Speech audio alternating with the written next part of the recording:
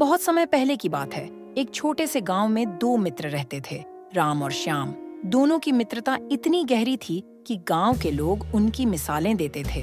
राम एक किसान था और श्याम एक बढ़ई। दोनों अपने अपने काम में माहिर थे और एक दूसरे की मदद करने में कभी पीछे नहीं हटते थे। एक दिन गांव में एक व्यापारी आया।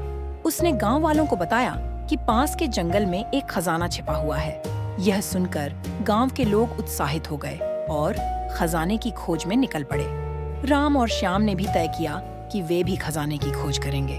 अगले दिन सुबह सुबह राम और श्याम जंगल की ओर चल पड़े। चलते चलते वे एक घने जंगल में पहुंच गए। वहां उन्हें एक पुराना और टूटा फूटा मंदिर दिखाई दिया। मंदिर के अंदर एक पुरानी किताब पड़ी थी। श्याम ने किताब उठाई और पढ़ने लगा। किताब में लिखा था कि खजाना मंदिर के नीचे छिपा हुआ है, लेकिन उसे पाने के लिए सच्ची मित्रता और ईमानदारी की परीक्षा देनी होगी। राम और श्याम ने मिलकर मंदिर की खुदाई शुरू की। खुदाई करते करते उन्हें एक बड़ा सा संदूक मिला। संदूक को खोलने पर उसमें सोने चांदी के सिक्के और बहुमूल्य रत्न भरे हुए थे।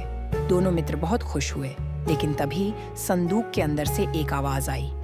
यह खजाना उन्हीं का है जो सच्चे मित्र हैं और एक दूसरे के प्रति ईमानदार हैं। राम और श्याम ने एक दूसरे की ओर देखा और मुस्कुराए। उन्होंने तय किया कि वे इस खजाने को आधा आधा बांट लेंगे।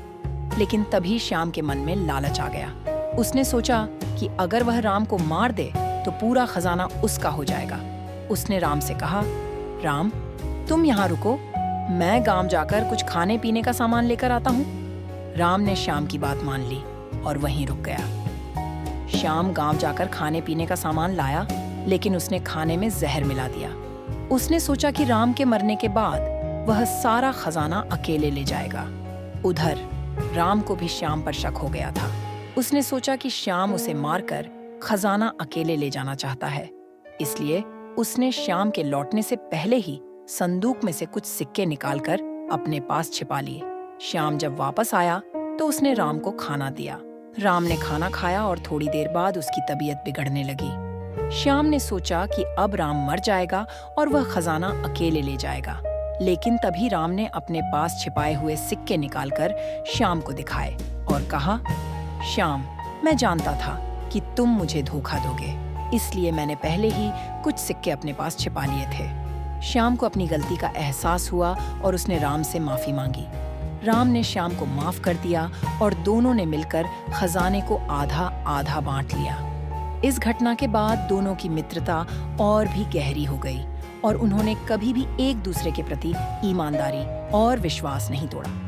तनारदी कहानी से सीख। इस कहानी से हमें यह सीख मिलती है कि सच्ची मित्रता और ईमानदारी ही सबसे बड़ा खजाना है।